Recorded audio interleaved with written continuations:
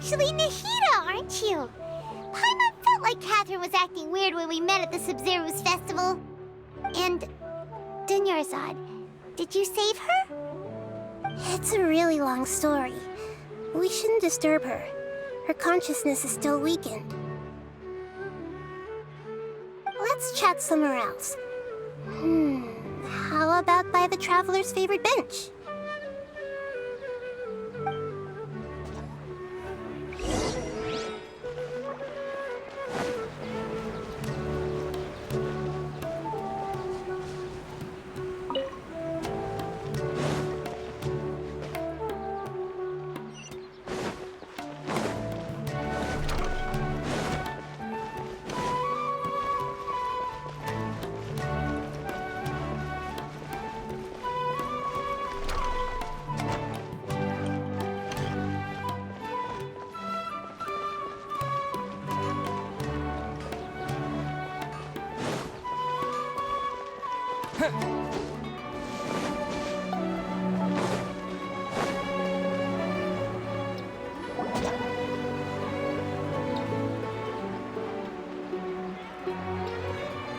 Let's talk about Dunyarzad first.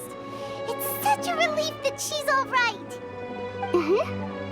After we parted on the last day of the Sub-Zero's festival, I left the city and saw what the Traveler had described. Among the countless dreams, I found one that was growing fainter and fainter. This proved my suspicion. Once Dunyarzad could no longer bear the Akasha harvesting her dreams, her consciousness began to dissipate. But this also meant it escaped the Akasha's control. Such a small fragment of consciousness can't last for very long, though. It will return to its original dream, where both will gradually fade until they completely disappear. I used all the power I had to keep her dying dream alive as long as possible, but it still wouldn't have lasted for much longer if it hadn't been for you two breaking the samsara. So it looks like we did manage to save Dunyarzad in the end. Not a moment too soon.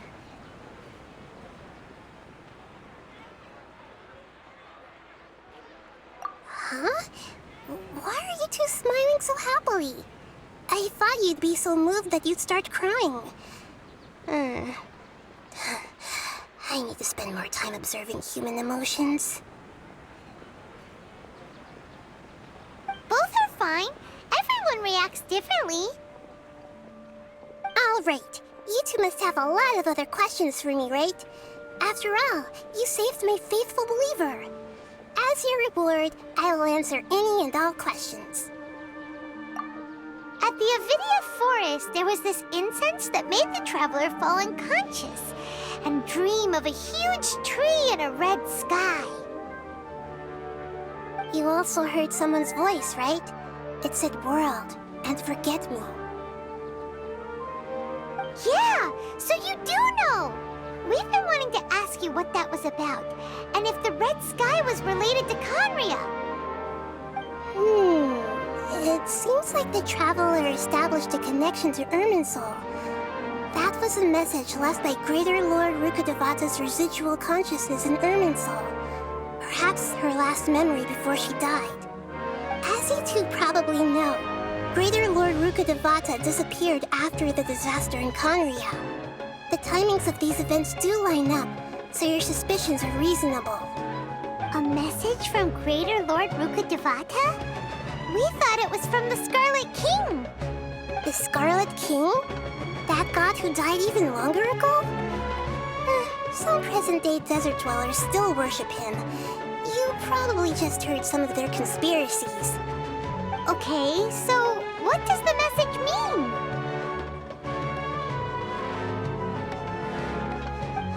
I still haven't managed to decipher it. Even the Akasha isn't currently capable of doing that. Greater Lord Rukkhadevata's residual consciousness in Irminsul seems to be contaminated with something that has a very dangerous aura to it. Many devoted scholars go mad as soon as they connect their consciousness. I've warned the Academia about this many times, but people still keep falling victim to it. But I believe this is the key to saving Irminsul. That's why I've kept trying to decipher it. So the tree in the vision was Irminsul? Oh, Tainari also said that Irminsul is sick! Is it because of the contaminated consciousness? But even if you can't figure out what that vision was all about, it seems like our search for you was all in vain. The traveler wasn't affected after coming in contact with that consciousness. I've never seen anyone like that. With you here, we may have a chance at deciphering it. No, we must decipher its secrets. I've already eliminated all other factors that might affect Irminsul. This is the only one left. This puzzle has life and death at stake. It could determine Irminsul's fate, as well as Tevat's. To be accurate, I'm using the Akasha as a medium to occupy Catherine's consciousness. How did you do that? Poor Catherine. Does this mean you can also occupy other people's consciousnesses? Theoretically, I can enter anyone's mind as long as they're wearing their Akasha terminal. The Akasha is the legacy of Greater Lord Rukkhadevata. As Lesser Lord Kusanali and the first Akasha terminal, my consciousness has always been linked to the Akasha. I've always respected my people's free will, so I've never actually occupied their consciousness. When necessary, I just borrow this bionic Snezhnayan puppet. Hold on. Did we just learn some deep, dark secret? So Catherine is... No wonder Paimon felt something was off about her. What about your own body? Why do you need to borrow other people's? Don't you live in the sanctuary of Surasthana? That story begins a long time ago. After Greater Lord Rukkhadevata disappeared, the sages found my newly born self and took me back to Sumeru. At that time, I was young and weak. The sages kept me in the sanctuary of Surasthana, ostensibly for the sake of protecting me. But I've hardly heard from them since. However, I do understand that they had hoped to find Greater Lord Rukkhadevata instead of me, a symbol of her passing. So, the sages basically put their new Archon under house arrest? How dare they! Why don't you teach them a lesson, Nahida? In some ways, they aren't wrong. Greater Lord Rukkhadevata was omniscient and omnipotent. Even after her death, the Akasha is still empowering this nation. And I'm still really far away from being able to call myself the God of Wisdom. Moreover, the Academia is also more proficient at governing this country. My existence has little meaning. Yeah, you got a lot of believers. Just look at the Sub-Zero's festival. Everyone who showed up truly loves you. Thank you for the kind words. But I honestly don't need physical freedom as long as I can connect my consciousness to the Akasha. Trying to find a way to save Irminsul is my life's mission and top priority. I will work on that, and try to live up to being a deity in the meantime. Every once in a while, I will also take up the duties of the God of Wisdom and enlighten a lost soul here and there. Doing all that should be enough. There has never been any big problems with the Academia's governance of Sumeru. This is the first time I've seen them step out of line. I wonder what caused them to go down this path, and what they hope to achieve.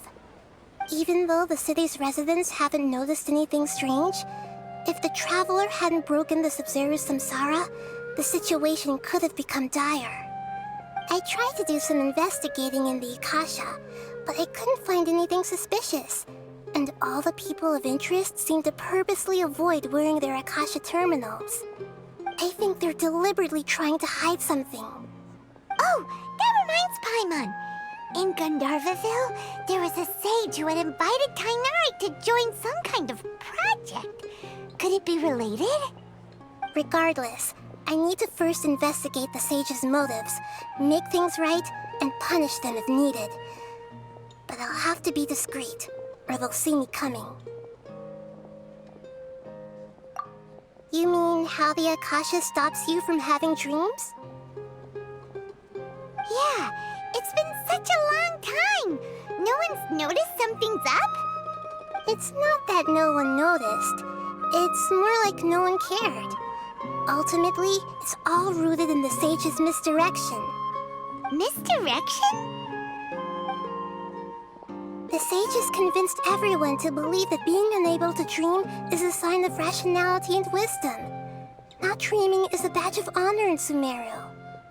Even if the truth is that their dreams are being reaped by the Akasha. With their propaganda in place, the sages can maximize their use of the Akasha to facilitate their research. Besides, Greater Lord Rukkhadevata must have created the Akasha in the hopes that it could be used to its full potential.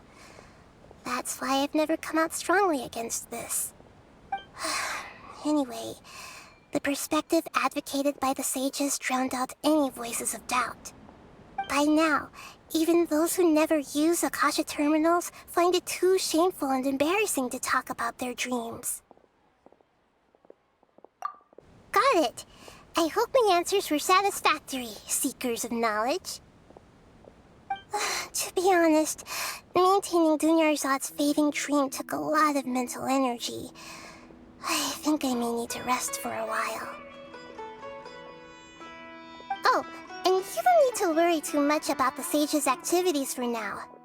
The Akasha won't be able to conduct another project on the scale of the Sub-Zero Samsara in the immediate future. Go and get some sleep. Leave everything to us. What a relief. This is truly the most exhausting birthday I've ever had. Traveler? Paimon? Why am I here? Do either of you know? Maybe you were sleepwalking. You know you can't wake up a sleepwalker. We happened to walk by, so we thought we'd wait for you to wake up. I see. Huh. I should visit my maintenance personnel sometime. Oh, I'm fine. I better go. Thank you.